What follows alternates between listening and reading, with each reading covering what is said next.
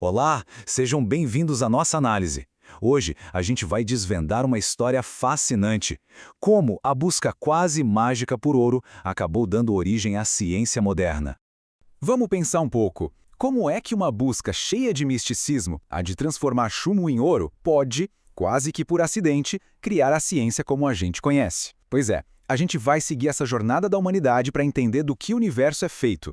E é uma jornada que não começa num laboratório, não. Ela começa com magia, com muito mistério e com essa vontade imensa de transformar metais comuns em ouro puro. Bom, muito antes de existir a palavra ciência, nossos ancestrais já eram, na prática, verdadeiros químicos. Eles dominavam transformações incríveis, mesmo sem entender as regras por trás de tudo aquilo.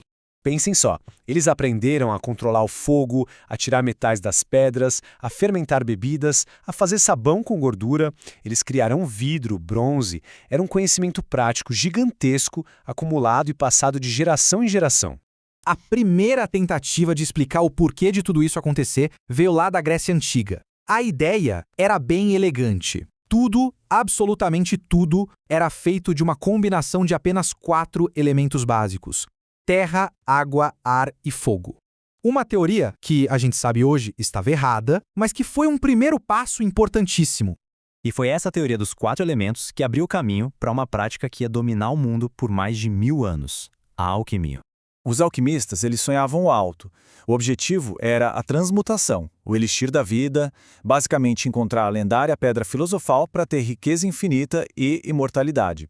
Só que os métodos eram todos baseados em misticismo e em segredo. Um contraste enorme com a química que viria depois, né? Que é baseada no método científico, na publicação, em compartilhar conhecimento. E nessa busca incessante por ouro, eles acabaram fazendo descobertas incríveis, muitas vezes sem querer. O caso do Henning Brand é fantástico. Em 1669, ele estava lá fervendo litros e litros de urina porque achava que ia extrair ouro. E o que ele encontrou? Um elemento totalmente novo que brilhava no escuro: o fósforo. Então, apesar de toda essa aura mística, a alquimia não foi de forma alguma um fracasso.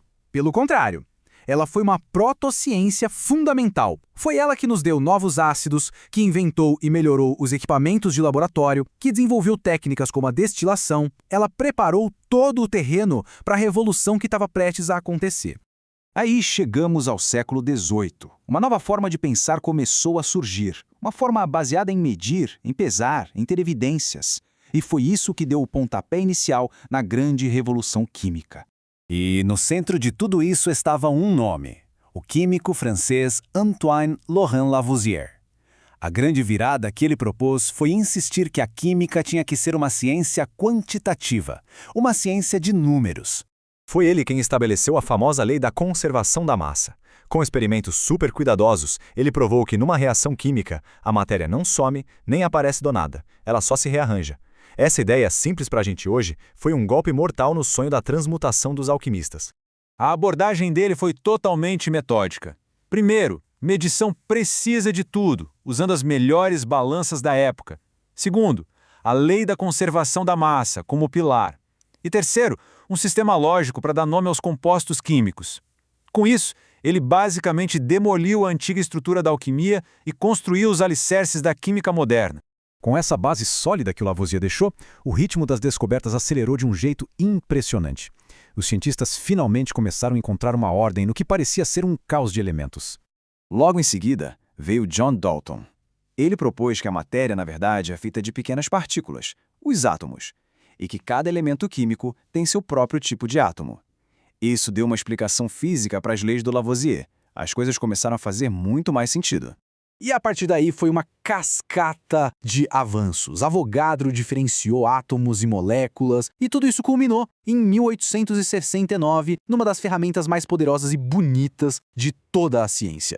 Esse é o trabalho de Dmitri Mendeleev. Ele organizou os elementos conhecidos pelo peso atômico, criando a tabela periódica. Mas a verdadeira genialidade dele, o grande pulo do gato, foi ter a coragem de deixar espaços em branco. Lacunas para elementos que ele tinha certeza existiam, mas que ninguém nunca tinha encontrado. E ele não só deixou os espaços vazios, ele foi além. Ele previu as propriedades desses elementos. Previu como seria o ecalumínio, por exemplo. Anos depois, descobriram o elemento galho, e as propriedades eram exatamente as que Mendeleev tinha previsto. Isso foi a prova definitiva do poder dessa nova ordem científica. Ele não só organizou o presente, ele previu o futuro. Essa jornada que começou lá com os 4 elementos e chegou na tabela periódica não transformou só um campo de estudo, transformou o mundo inteiro. Essa compreensão profunda sobre a matéria está em todo lugar no nosso dia a dia.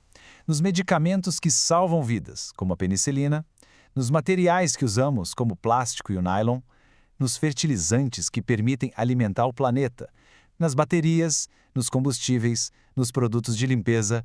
A química está em tudo. No fim das contas, o legado daquela busca dos alquimistas está por toda parte. É um lembrete muito poderoso de que, às vezes, as maiores descobertas da história estão escondidas no caminho para realizar um sonho que parecia impossível.